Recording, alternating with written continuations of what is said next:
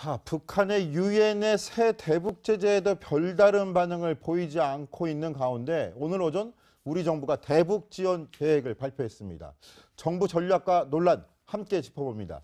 자, 노은지 기자, 대북 지원에 나서겠다, 인도적 지원에 나설 그런 방안을 검토하고 있다 정부가 밝혔는데 어떤 안입니까?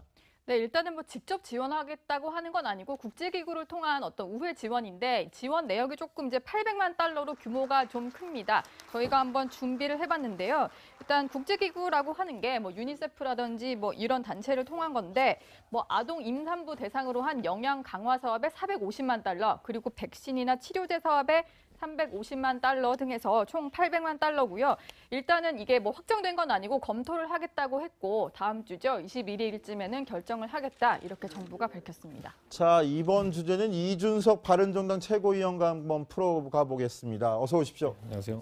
자, 이 최고위원, 지금 오늘 이 소식 들었을 텐데 바른정당 내부에서는 어떤 목소리들이 나왔습니까? 인도적 세 글자에 볼 것이 아니라 지금 이 상황에서 북한에 대한 지원을 이야기하는 것이 과연 옳은 것이냐. 우리가 딱히 놓고 본다 하더라도 800만 부이라는 금액은 100억 원에 달하는 금액이거든요. 그런데 지금 최근에 북한이 발사하고 시험했던 무기 체계의 비용만 생각해봐도 그보다 훨씬 비쌉니다. 그렇기 때문에 그보다 많은 돈을 이미 북한이 어떤 무기 개발이나 이런 것에서 투입하고 있는 상황 속에서 우리가 그럼 왜 그런 인도적인 지원을 해야 되느냐라는 것에 대해서 정부가 딱히 어떤 논리적인 풀이 없이 그냥 밀고 나가는 것에 대해서 바른정당은 반발하는 입장입니다. 네.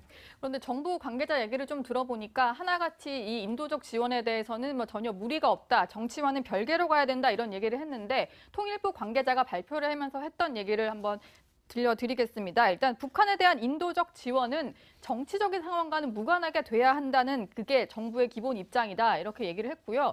통일부와 또 마찬가지로 외교부에서도 미국과 일본의 사전에 설명을 또 했고 그리고 유엔 대북 제재안에도 인도적 지원하지 말라 이런 조항은 없다라고 설명을 했습니다. 청와대 관계자 역시 미국도 이제 국제기구를 통한 지원은 하고 있지 않냐. 그리고 우리 정부는 늘 일관되게 뭐 대북 제재 이런 군사적인 압박은 계속하지만 이런 식의 대북 주민을 향한 지원은 해야 된다는 게 일관된 입장이었다 이렇게 설명을 했습니다.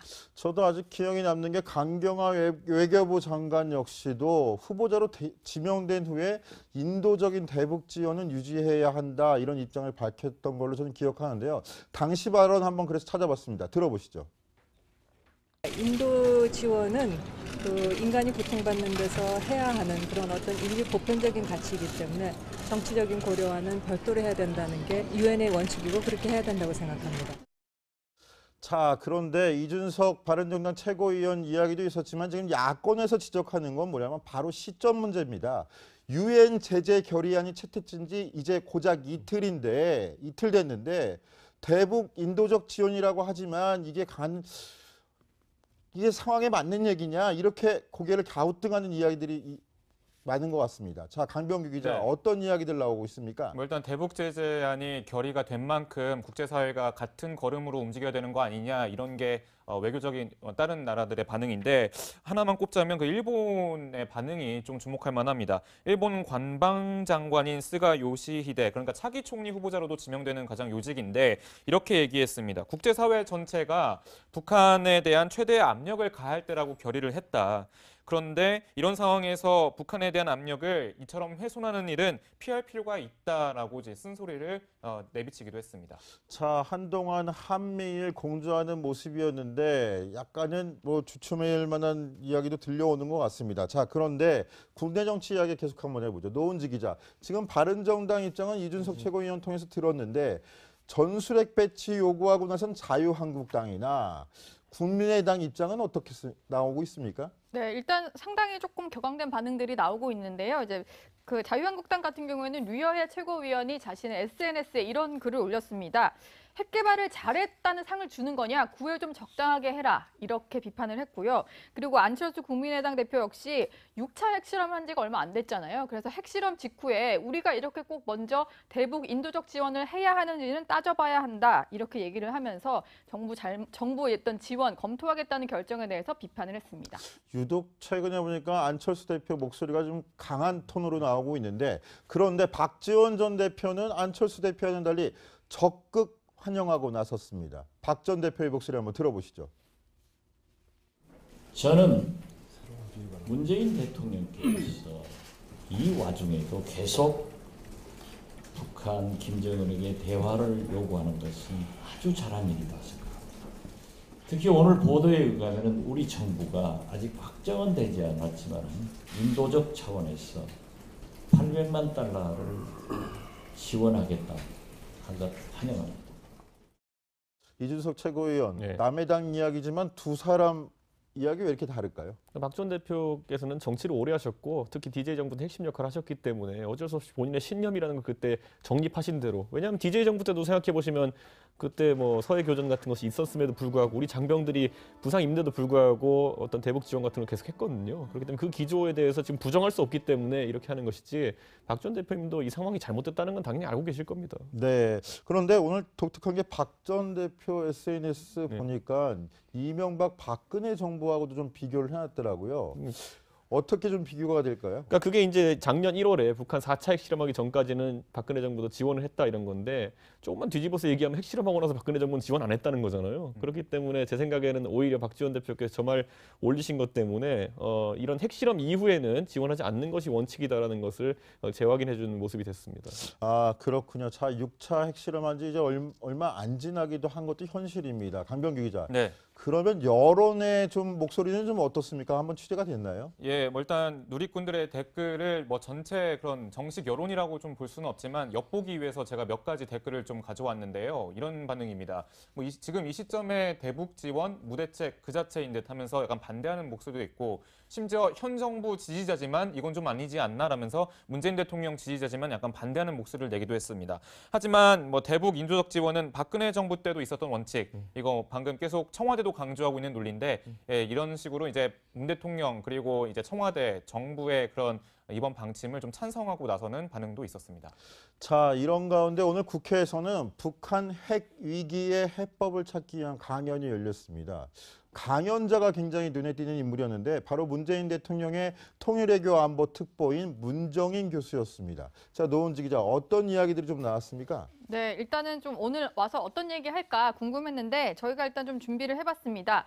뭐 역시나 그 뭔가 입장이 좀 바뀌지 않을까 생각했었지만 역시나 뭐 대화를 좀 강조하는 듯한 모습을 많이 보였는데요. 문정인 특보는 오늘 이 특강에서 대화와 협상을 통한 평화적 해결이 최선의 대안이다, 이런 기존 입장을 고수하는 말을 했습니다.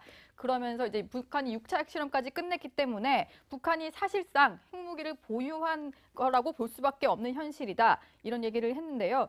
어쨌든 오늘 같은 경우에는 일단 어떤 얘기를 할까 좀 궁금했는데 그동안의 얘기를 조금 이제 그대로 이어나가면서 특히 정부가 800만 달러 지원 검토하겠다 이런 것까지 나온 상황에서 했던 강연이기 때문에 정부 입장에 좀 힘을 실어주는 거 아닌가 이렇게 보이기도 했습니다. 자, 이게 문정인 교수 같은 경우는 학자적인 입장이다 이렇게 선을 긋고 얘기는 했는데, 저는 인상적인 게 북한이 사실상 핵무기를 보유했다고 볼 수밖에 없는 상황이다 이렇게 언급을 했습니다. 이준석 최고위원. 예.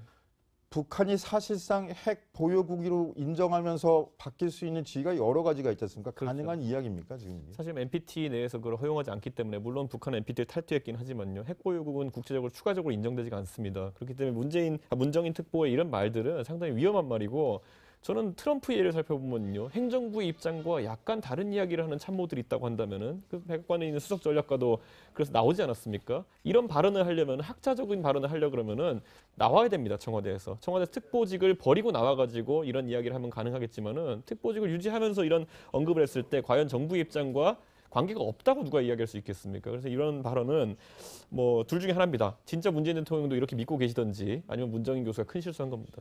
자, 그렇다면 북한이 이렇게 핵무기를 사실상 보유한 상황에서도 북한에 대북 지원을 해야 되고 이런 선택들이 국민들한테 용인이 될까요? 좀 그것도 의문입니다. 저는 여기서 이제 그럼 우리 정부의 대응이라는 것, 오늘 이 북한에 100억 원 가까운 지원을 하겠다는 보도와 같이 나온 것이 뭐냐면은 중국의 사드 보복에 대해 가지고 WTO 제소하지 않겠다고 나왔어요. 네, 그럼 맞습니다. 대통령께서 운전대를 잡겠다, 그리고 앞으로 이런 일에 좌시하지 않겠다, 이 두 가지 해놓은 말들을 정면으로 좀 시건하는 모양새거든요. 그렇기 때문에 정부에서 그렇게 강하게 이제 대처하겠다고 했음에도 불구하고 이런 대처가 나오는 거는 제 생각에는 많은 사람들이 보기에 정부의 이제 발언의 신뢰도가, 정부의 어떤 구두 개입에 대해 가지고 사람들이 신뢰하지 않게 되는 효과가 나올 수 있기 때문에 적극적으로 방향 전환을 해야 된다 봅니다. 저는. 자, 문정인 특보 또 오늘 강연 내용에서 좀 제가 좀 인상적이었던 건 뭐냐면 북한을 사실상 핵 보유국으로 인정할 수밖에 없는 상황이라고 하면서 한 가지 제안을 했습니다.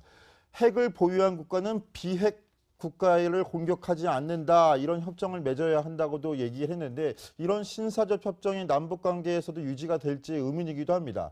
자, 노원지 기자, 또 다른 이야기도 있었습니까? 네, 일단은 뭐 대북 제재와 압박을 점진적으로 완화해야 된다, 뭐 이런 얘기를 했어요. 그러면서 북한에 대해서 경제와 에너지 등을 제공해야 한다는 얘기를 했습니다.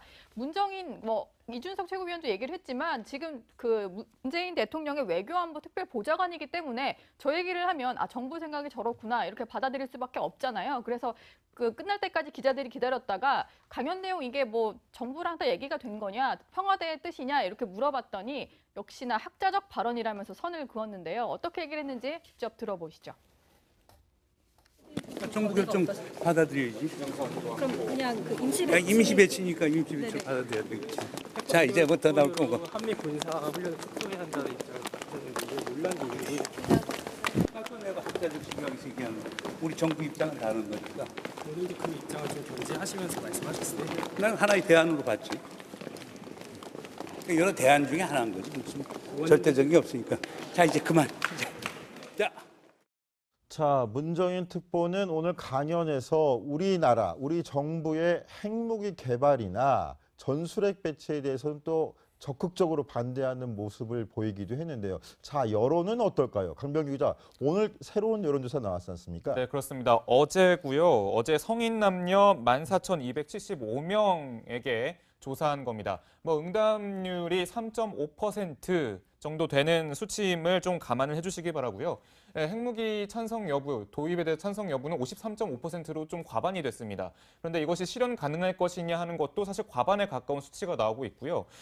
최근에 전술핵 배치에 관해서도 재배치에 관해서도 여론조사를 했었죠. 그때도 이제 과반이 되는 그런 수치를 기록을 해서 핵무기를 도입하는 것에 대해서 좀 다들 우호적인 입장인 건지 하는 그런 분석과 의문이 계속 나오고 있습니다. 자, 그런데 오늘 특이할 점은 통일부는 대북 인도적 지원 방안을 내놓은 반면 국방부는 국군의 날에 전략무기를 공개하고 강한 압박에 나서겠다, 이렇게 또 선언을 했습니다. 노원지가 확실히 투트랙 모습인가요? 네, 그렇게 볼 수 있을 것 같은데요. 일단 오늘 국방부에서 했던 설명 내용을 잠깐 소개를 해드리면, 일단 그 국군의 날 기념식 9월 28일에 열릴 예정인데 이례적으로 평택 2함대에서 열기로 했습니다. 그래서 6회공 합동전력이 모두 총 출동을 해서 북핵 위기 상황에 대해서 강력한 경고를 던지겠다, 이렇게 강조를 했는데, 이걸 조금 해석을 해보자면 오늘 청와대 관계자도 얘기를 했고 이것과 조금 해석 연결지어서 생각해 볼 수 있을 것 같은데요. 일단 정부는 이렇게 얘기를 하고 있습니다. 제재 대상은 북한, 김정은 정부 그리고 그 유지 세력들이다. 그렇기 때문에 북한 주민에 대한 지원은 계속 한다는 게 정부 방침이다, 이렇게 얘기를 했고요. 그렇기 때문에 군에서는 강력한 이런 군사적인 압박은 계속하겠다라고 하면서 정부의 투트랙 전략을 보다 확실하게 보여줬다고 생각할 수 있겠습니다.